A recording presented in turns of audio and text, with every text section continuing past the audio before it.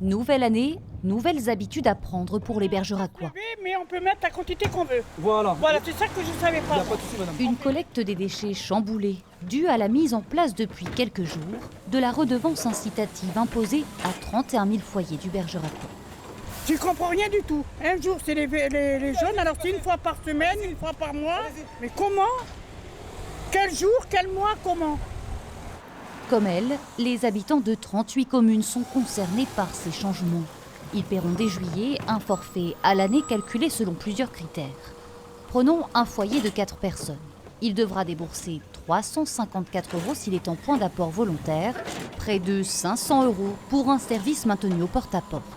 Les gens ne sont pas habitués à payer leurs ordures ménagères de cette façon-là. Pour la plupart des foyers, ils ne se sont jamais rendus compte qu'à l'intérieur de la taxe foncière, il y avait aussi la taxe d'enlèvement des ordures ménagères. Avec près de 600 messages d'usagers traités chaque jour par le SMD3, ce changement fait réagir.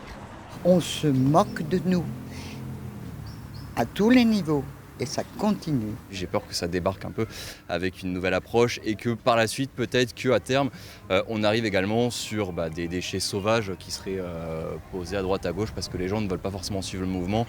Une petite révolution pour laquelle le syndicat accuse déjà un retard, comme dans le centre de Bergerac, où aucune borne n'est pour l'heure installée. Sur 5-6 communes, les décisions n'ont pas été prises dans les temps. Donc je pense qu'il y aura quelques petits retards.